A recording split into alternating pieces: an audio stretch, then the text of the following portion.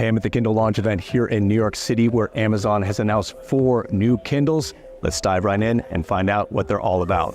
Okay, to be clear, these aren't full reviews of the new Kindles, but I did get a chance to play around with all of them at a launch event in New York City, so we'll call this a hands-on first take. Let's start with the least expensive model first. That's the entry-level Kindle, which Amazon simply calls the Kindle, weighing only 158 grams and equipped with a 300 ppi 6-inch display. It's the smallest and lightest Kindle in the line. The specs are very similar to the previous model, but you now get slightly faster page turns, a higher contrast ratio, and a front light that's 25% brighter at the max setting.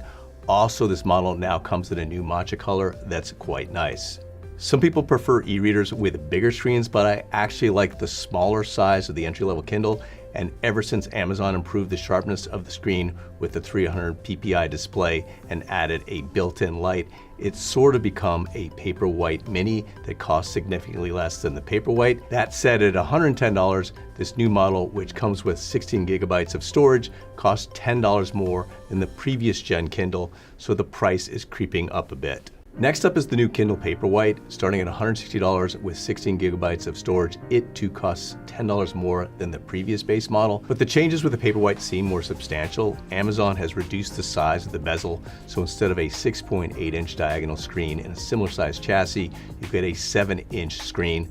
The device itself is also slightly thinner and has 25% faster page turns. Amazon is touting it as the fastest Kindle yet, and the page turns and refresh rates do seem noticeably quicker. Amazon says the display uses a new oxide thin film transistor, which gives it the highest contrast ratio of any Kindle, which makes text slightly easier to read. Even with its slightly thinner size, battery life is rated up to 3 months of battery life. Aside from the larger screen and more advanced lighting scheme, the Paperwhite is fully waterproof while the entry-level Kindle isn't. The Paperwhite also comes in a signature edition, which includes 30 gigabytes of storage, wireless charging, and an auto-adjusting front light for $200. Both the standard Paperwhite and signature edition come in metallic raspberry, metallic jade, and metallic black colors. On to the Kindle Colorsoft, which is the first ever color Kindle. A lot of people have been waiting for Amazon to add color, particularly after Kobo did it with its Kobo Clara Color and Kobo Libra Color e-readers. I'm not quite sure why Amazon went with the Colorsoft name, maybe because the color does appear a little soft and muted. It does bring book covers, graphic novels, and comic books more to life than a monochrome screen, but a tablet with an LCD or AMOLED screen offers much richer color. While these e-ink displays are inherently more sluggish than LCD technology, you can pinch and zoom to get a closer look at images and text. It's also nice that you can highlight text in various color options rather than just gray. At first glance, I do think Amazon's Color e-reader offers a little more vibrant color than Kobo's e-readers and better overall performance.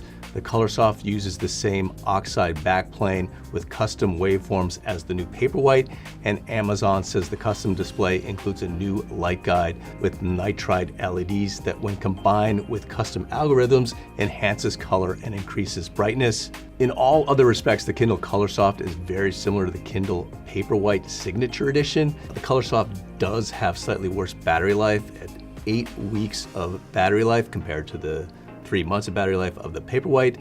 And in fact, the Colorsoft only comes in a signature edition, priced at a hefty $280. It too is fully waterproof and has wireless charging. Finally, there's a new second-gen Kindle Scribe. It costs $400 or $20 more than the original. It really has 3 main upgrades. First, the 10.2-inch 300 ppi display has new white borders, along with a new coating that gives it more of a paper-like texture. Second, the included stylus, Amazon's new premium pen, is an upgrade over the original premium pen.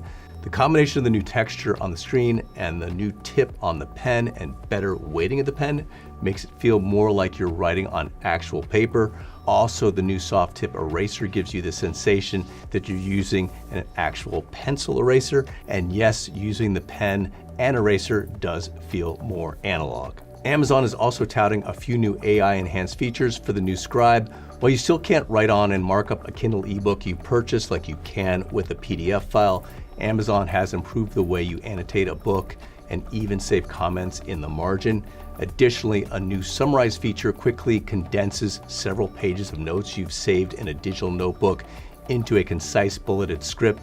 And last but not least, there's a new feature that cleans up your handwriting and converts it into a legible, easy to read script. In some of the demos of the new Scribe features, not everything was quite working perfectly, but the new Scribe software is still in beta as the device doesn't ship till December. Both the new Kindle and new Paperwhite are shipping now, while the Kindle Colorsoft ships on October 30th. I should also add that I asked Amazon whether those new Kindle Scribe AI features will be available for the original Scribe. The answer is yes, so that's good news for any of you who bought the original Scribe. Those are the new Kindles in a nutshell. While some of the changes aren't major, it's good to see the whole line turn over. And while the prices are fairly high for some of the models, as most of you already know, they do go on sale at various points during the year, including during the holiday buying season. As always, let me know your thoughts in the comment section below. What's your favorite Kindle? And what do you think about Amazon finally adding a color Kindle? I'm David Conner for CNET.com. Thanks for watching.